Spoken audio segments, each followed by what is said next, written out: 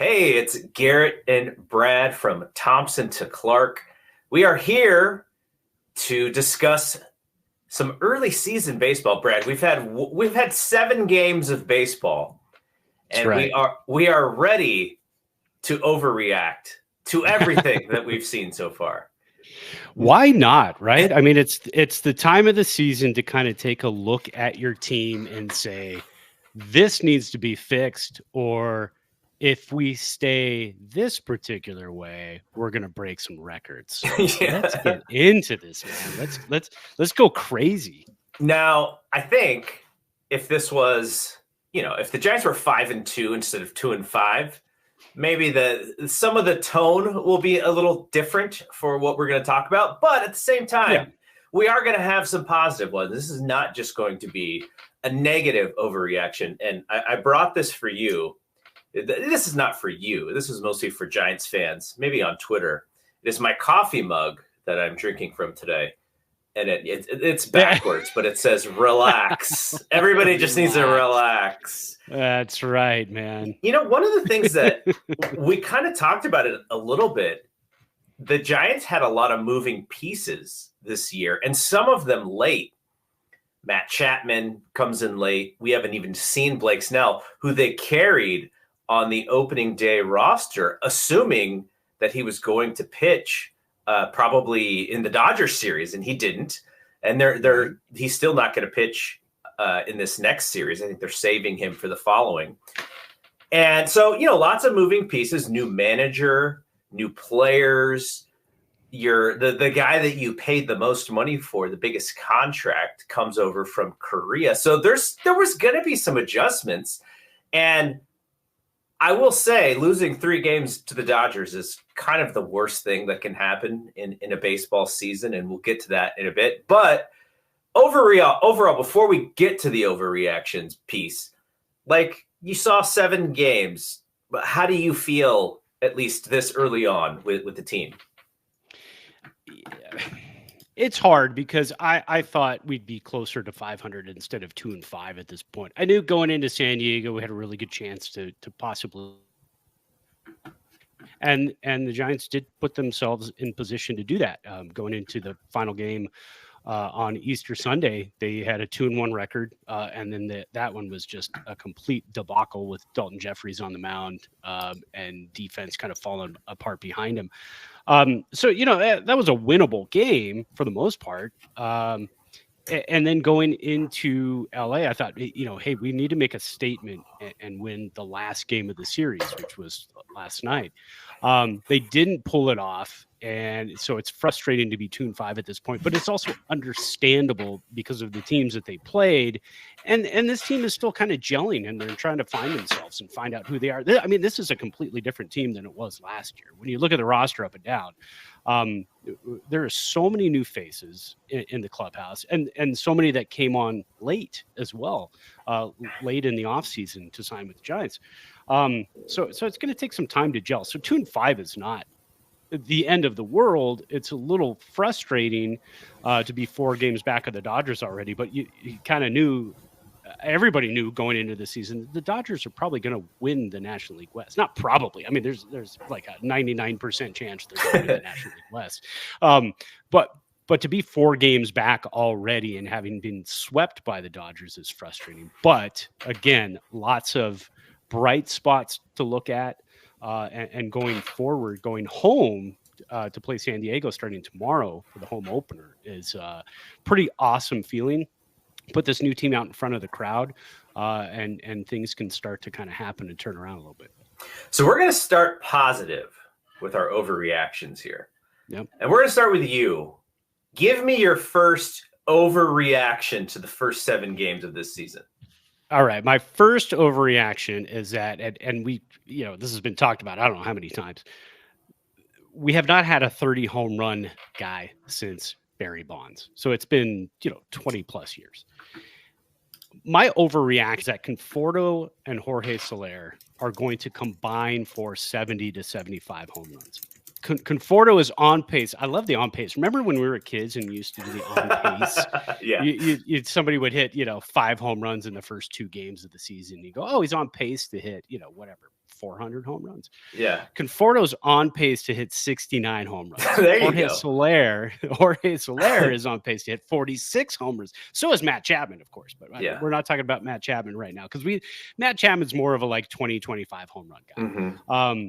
But those guys are on pace right now to combine for 115 home runs. I think they both could easily be, and I don't know if this part's an overreaction, but I think they could both easily be the next 30 home run guy in the same season. Who's going to get there in the same season? Who's going to get there first? We don't know. Probably Soler. I mean, if he gets a pitch like he got last night, if he gets more of those and can, pop at 455, especially at Oracle Park, he's going to need to. So my overreaction is that those guys can combine for 70 to 75 home runs on the season. All right. So just to take that into context of what that means for numbers. So that's like maybe if Conforto gets to 30, then that means you have Soler penciled in maybe even at 40. Yeah. Yeah, very well could be. I mean, we could be looking at Soler 40, 45 and Conforto 30, 35.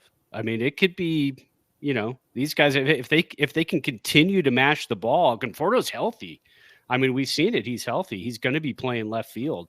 I know everybody's, screaming for Luis Matos, but Matos has 3 home runs in 2 games for Sacramento, but all 3 of them, and I can attest to this, were in the thin air, 4,500 feet up in Reno, where I live. I mean, so 4,500 feet, you're hitting bombs in that ballpark. Yeah, I get it. I want to see a little bit more action down in Sacramento.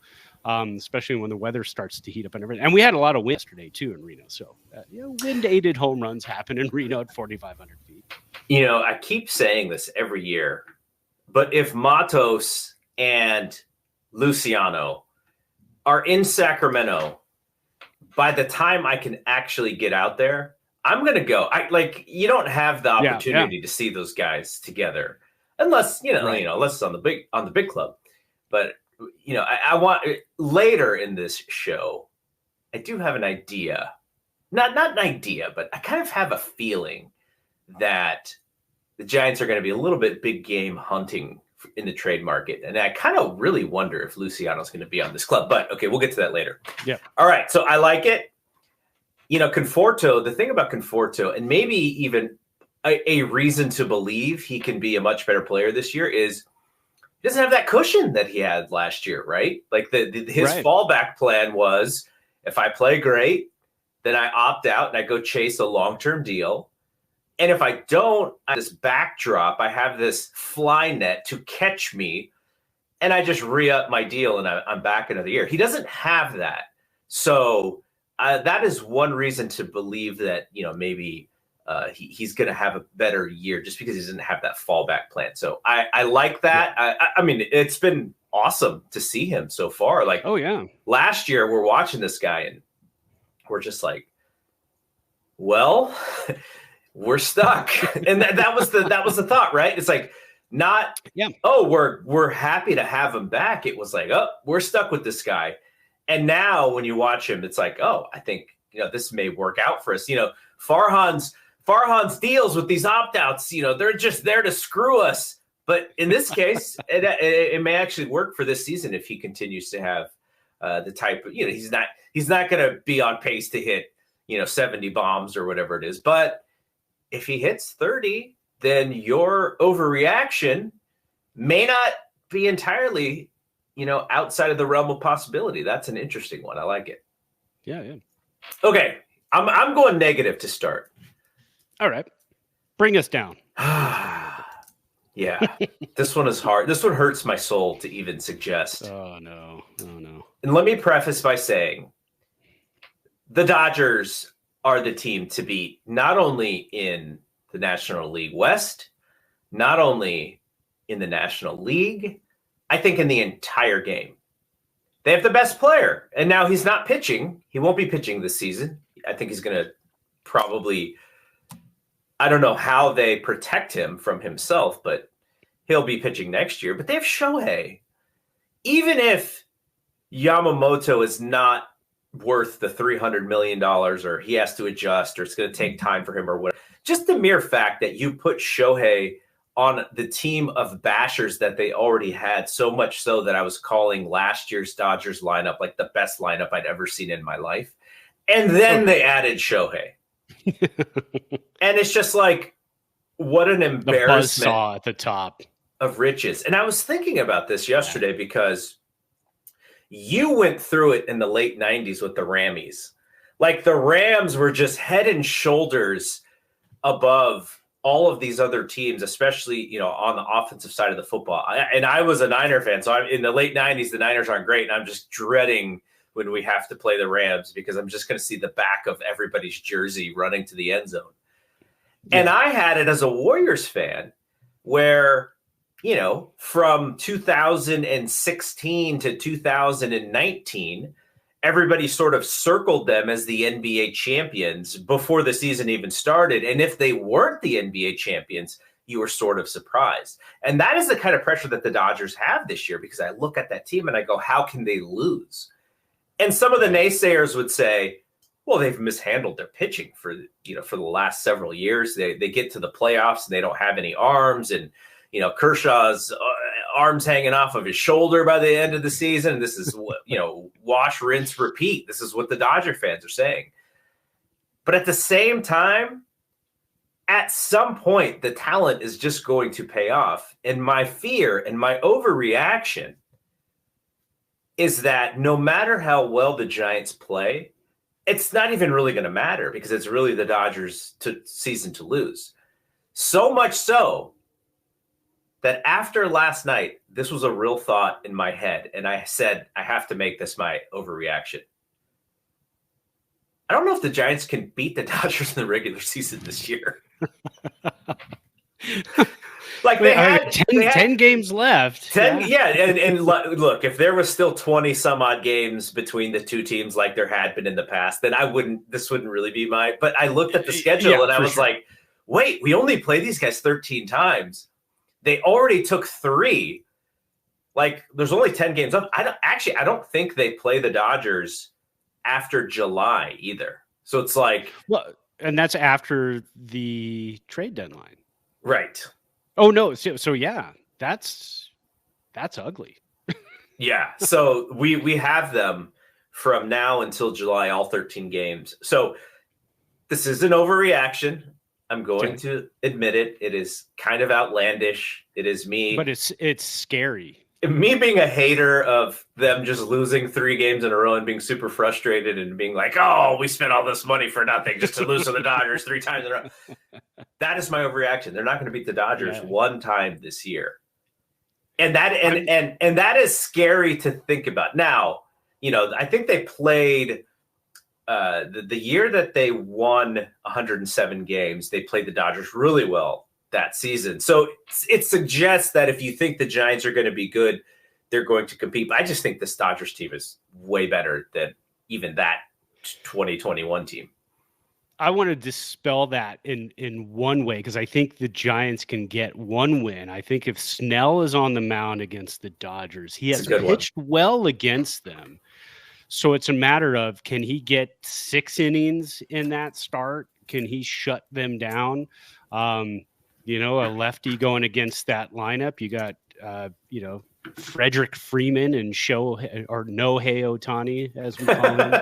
You got those 2 lefties. So if he can isolate on those guys and shut them down for 5 or 6 innings, then I think that's a Giants 1 win right there. But I see where you're coming from, because those games, the last 3 games, just after the first inning, that the Dodgers score a run and you think, all right, we held them. I mean, we gave up a run and all of a sudden you're losing 1-0 after the first inning. And Jung-Hoo Lee, who was off to a hot start, had a hard time at the top of the lineup getting on this series. He's still hitting exit velo 100 miles an hour off of everything that he's hitting, but still, him not getting on base in the first inning kind of hurts a little bit. But yeah, I don't know, man. That's not an overreaction to the point where I think it could happen. I was watching the end of the game last night, so little bit of inside podcasting here. I record another show called The Death Lineup about the Warriors, and my son does it with me. And we were recording, and I had the TV to my right, and I think people could tell if they're watching the live audio, like it would light up my screen at certain moments, and so it was like really a weird thing. But so I'm watching it, and I'm going like, oh, like the Soler home run. But at the same time, I was like, I'm not quite sure that this is even going to matter, because we're always, it seems like we're always an inning too late.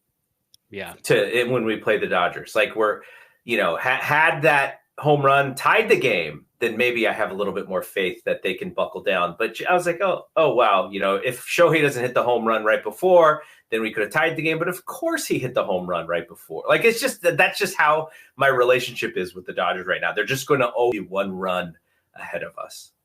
Okay. And that was the absolute frustrating part of all of that. This whole series, the first game was kind of that one was kind of a blowout, but the second two games, losing 5-4, you're thinking, oh, if this would have happened, or if that would have happened. And that's kind of how it was in the series against them in 2021 in the playoffs, the 3 out of 5. So yeah, a little bit of the same. All right. Now you have a negative one here. I do. And it's one that, again, total overreaction, but my overreaction is that this bullpen, if it stays the same, if this bullpen with the same, players that we have in the bullpen, same relief pitchers we have in the bullpen, if it remains the same, it's going to keep us out of the playoff hunt. And again, a total overreaction, because when you look at it, let's look at the first 7 games. Giants are 2-5. Only one of those losses was hung on the relievers. So the relievers are 0-1, while the starters are 2-4. Mm-hmm. Relief ERA is 7.33, which is extremely rough. Starting pitching ERA is 5.79, which is not that much better.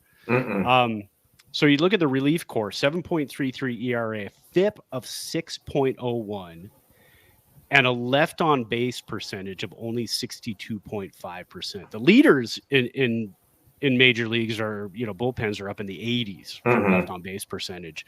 You look at the starting pitcher left on base percentage, and it's only 61%. So almost half the time that a runner gets on, Giants pitchers are pretty much letting a run score, not keeping them on the bases. Look at home runs. That's kind of the culprit right now for the relief corps. They are at 1.93 home runs per 9. Last year, the Giants relievers were 4th best in the majors with a 0.96 home runs per 9 on the entire season. So those things are going to correct themselves. And then you look at that, just throw in the starting pitching real quick too. 38.8% ground ball percentage, which is very low for a San Francisco Giants pitching staff. That's the starters only, 38.8% ground ball percentage. Last year, they led the majors in 50.8% in ground ball percentage. So if the starters can actually do a little bit better of a job as well, keeping the ball on the ground and the relievers keeping the ball in the ballpark, then we pretty much dispel that overreaction. But right now, my overreaction is definitely that the relief corps continue to pitch the way they are. They are going to absolutely keep this team out of a playoff hunt. Come July, things are going to, moves are going to have to happen. Things are going to have to start to kind of swap around. We're going to have to get some of the guys like Mason Black up maybe as a bullpen piece. We're going to see Keaton Winn as a bullpen piece too pretty soon, because when Cobb and Snell come back, then all of a sudden your starting pitching starts to look rock solid. And and then you have a little bit of help in the bullpen. But yeah, it's not looking pretty right now. Anytime a reliever comes in. We thought that this was going to probably happen, that the bullpen was going to be taxed early on. Yeah. The Giants threw out Webb, Harrison, Hicks, and then it was like, okay, who's after these guys? Like that was the thought process, right? And then Wynn was out there. Who was the other person who threw, or did they only throw 4-man rotation to start the season? No, just 4-man rotation. Yeah, okay. To start so far. Yeah. And Wynn got through that the first game. He gave up some runs, but it was my theory in this entire thing is that the offense really needs to save the pitching early on, because the pitching, at least we believe the starting pitching, when all of those guys come in, and then you get the luxury of possibly having a Robbie Ray in the back half of the season, it is my hypothesis that the starting pitching will actually be the part of the team that kind of gets this team through the doldrums of the summer. I just think it's going to be, of course, without injuries, I think it's going to be the strongest part of the team. But right now, when you see that there is a weakness in the starting pitching, you only have faith in 3 guys, and you're kind of waiting for Snell to get there. Then you have 4 guys, and you're waiting for Cobb to get there. And you're like, okay, now we have our 5, and we can put Keaton Wynn as maybe the long man, maybe the Junis of the bullpen. And that's and don't forget Jordan Hicks too. There's a possibility that they're going to have a solid enough starting rotation where Hicks, who signed as a starter, ends up in the bullpen as well. So you could have a guy in the back end of the bullpen throwing 102, 103 miles an hour. I don't know. He looked great in his first start. No, that's the problem. What do you do? I mean, what do you do when you've got? I mean, does Kyle Harrison? He's strong. Okay, that's my second question, that would be my question to your comment. Who do you have more faith in right now, Hicks or Harrison? Honestly, due to spring training and his first start, I think I have more faith in Jordan Hicks at the moment. I would agree with you. Again, complete overreaction on our part, because who knows? There's no data to prove us wrong.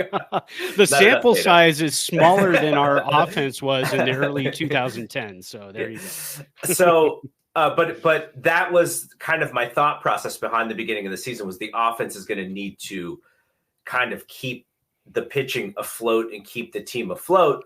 Right. And they did it somewhat in the San Diego series, and in the Dodgers series, they just did not do enough of that. One thing I like about your prediction, though, is the Giants have sunk, a good deal of money into the Rogers brothers. Now, bullpen guys aren't making, no one's making Josh Hader money at this point. Right. But you've established that these are your guys. You've established that Duvall is your closer. And that first Duvall appearance was rough, man. That dude was violating pitch clocks. Like it was like going out of style. He's like, nope, we haven't seen too many of these this year. I got to get some in. And Melvin was pissed. Yeah, it was like his first outing in New York against the Yankees last year, when he came in with the pitch clock was brand new, and it was like nobody had told him about the pitch clock, and all of a sudden he's like 2-0, and then next batter he's 1-1, and then gives up another pitch clock violation. I mean, to his credit, he did have Tom Murphy back there, and Tom Murphy hadn't worked a whole lot with Camilo Duvall. Yeah, so there was a little bit of that too. Duvall didn't pitch a ton in spring training, so. But still, that was a little bit frightening and frustrating to watch. Yeah. So my counter to your overreaction is that, and I've said this before, I think we're going to see a Farhan who might be a little bit more loose with the trade chips if the Giants have a chance. Sure. Again, it's because he's tied to this franchise in a way that I think the fan base, like, he may be the most villainous person for whatever reason from the Giants fan base, right? It's like, it's somewhat he and Kapler were a little bit of a team in that way, but he's not really tied to Bob Melvin in the same way. And I think Bob Melvin comes to this fan base as like a giant baby face. Like he's a former player for the organization. He's coached and he's managed in the division. So we've seen him a lot. We know what he's about. He's bringing back a little bit of that hum baby style, which I think the fans, and us included, we kind of had to pretend we didn't like that baseball style anymore because of the way that the game changed, right? We were like, well, maybe Kapler and Zaidi are right. Maybe you are supposed to keep running and bunt when you're up 7 runs in the 8th inning or whatever, right? Maybe it's on the other team. And so baseball to us has always been a little bit more romantic than that in just the style and such. And now we have a guy who's back to the hum baby stuff. I don't know if I'm fully in agreement with Bob Melvin and Matt Williams that, you need to mad dog people who maybe make mistakes on the field. But exactly. At the same time, because Bob Melvin is here and he is the one that the fans truly believe in, I feel like even more pressure on Farhan to put the players that they need. So if the bullpen, and I agree with you, that was a strength last year, and it does not look like the same strength when you have Landon Roop coming in, and he's like your best guy out of the bullpen, and he's barely pitched above single A ball, but he's got like one tremendous pitch that carries him throughout. That's going to be good for now, but then teams are going to see him a second time and go, okay, like let's just lay off of the curveball and see what he can do, and that'll be an adjustment that they have to make. My overreaction to your overreaction is that Farhan is just going to make a lot of deals, and he's going to bring in veteran bullpen arms. And I also think the Yaz and Slater thing is going to be something that the fans give the benefit of the doubt to for the first month or two. But if that tandem it's just starting to fall apart already, man. Oh, already.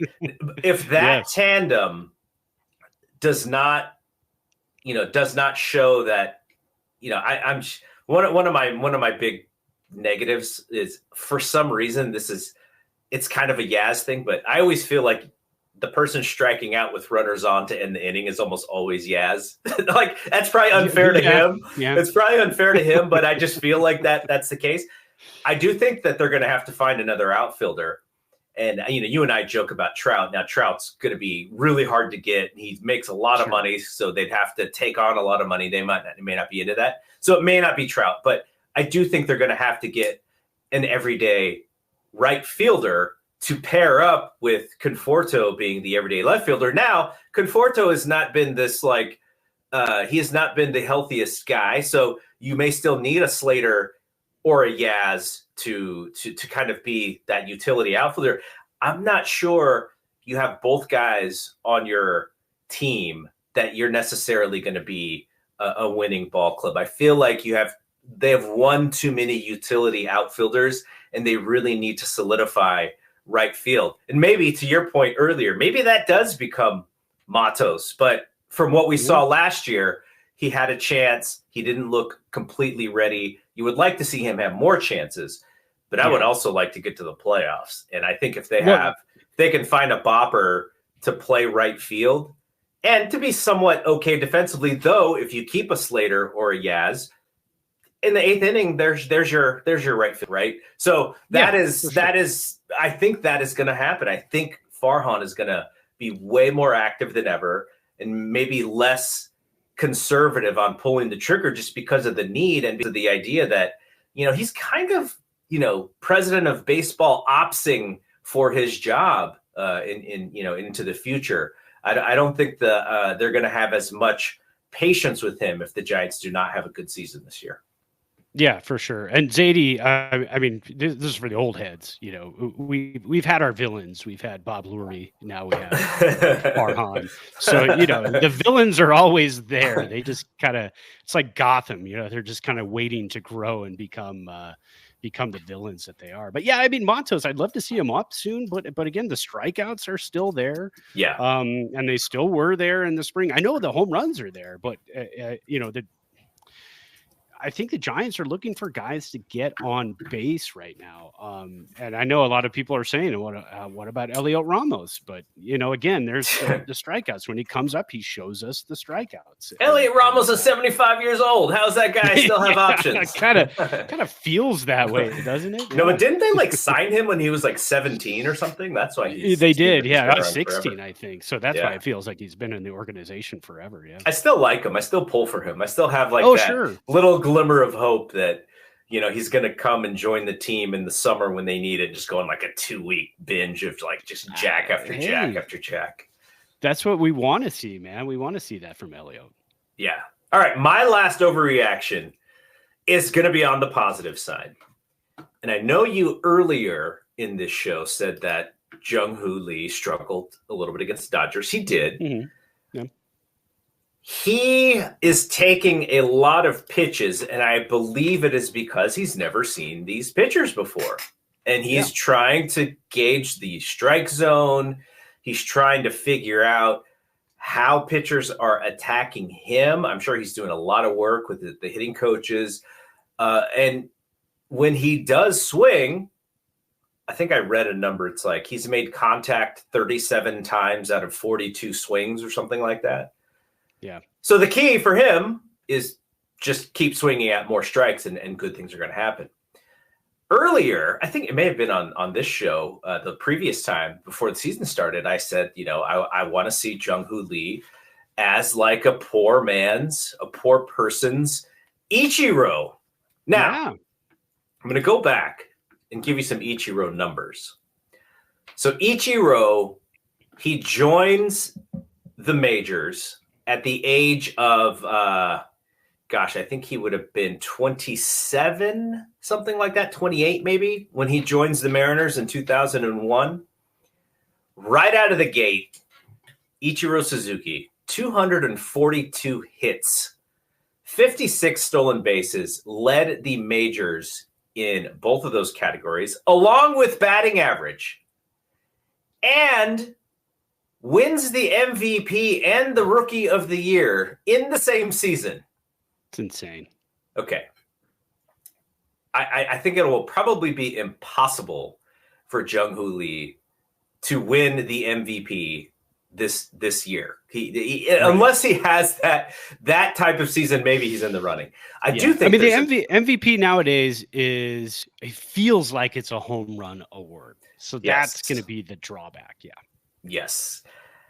So my overreaction is that Jung-Hoo Lee, his season from a hits and at-bats and plate appearances perspective is going to be pretty darn close, more than a poor person's Ichiro. I don't know if he can hit 350 because 350 is high, but right, this guy, the way I see him swing the bat and the type of way that his bat barrels the baseball, I see 200 hits and maybe even more than 200 hits. Wow. I think this guy is going to be, by the end of this season, when we talk about, the offense, we talk about Tyro. Is Tyro gonna make that leap? Matt Chapman, Soler, if Soler hits 40 bombs, if Conforto hits 30 bombs, I think when it's all said and done at the end of this year, the MVP of the offense is going to be the table setter. I see so many amazing things in that swing, and he's just going to get more comfortable with the pitching and the overabundance of, I guess, what would you say, the power pitching. Right. And I think it's going to feed right into the strengths of his game. So my overreaction is Jung-Hoo Lee is the single best offensive player on the Giants by the end of this season, 2024. And going into next year, the idea is going to be okay, who do we put around Jung-Hoo Lee? And I just see so many big things for this guy. I like that overreaction, and I don't want it to be an overreaction. I want it to be true because, oh man, I can't even. I think my kids and my wife are sick and tired of me talking about Jung-Hoo Lee.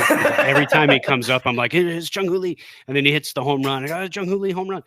I'm just so enamored with this guy.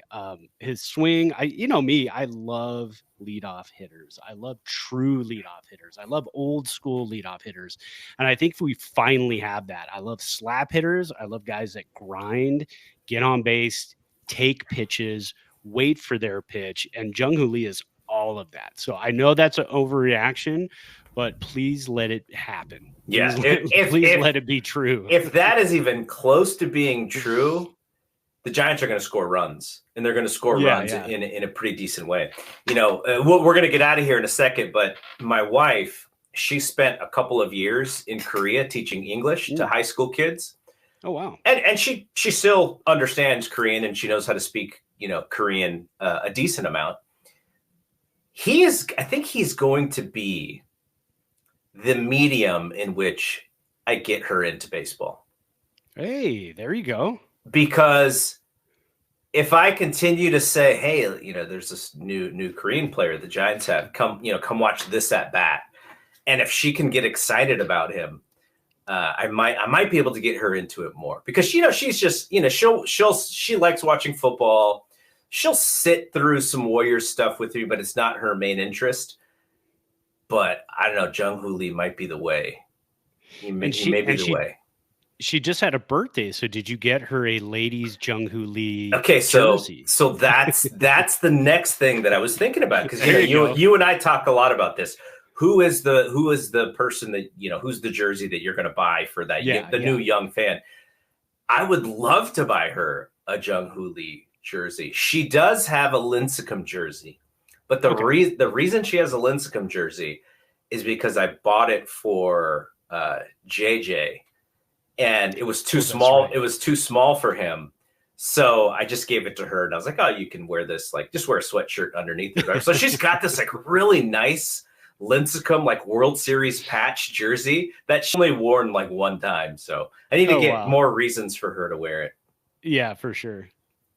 All right, man. Yeah, that's the guy, man. That's the guy that's gonna bring in a whole new crop of Giants fans, I think. So yeah.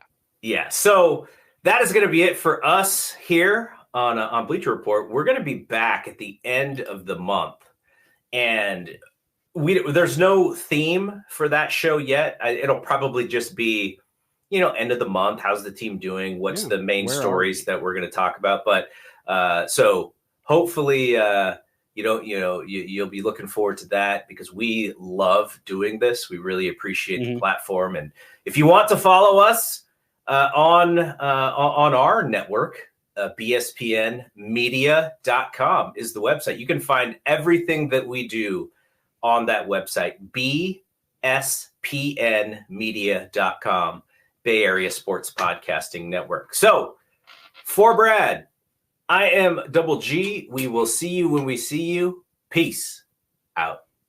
Peace.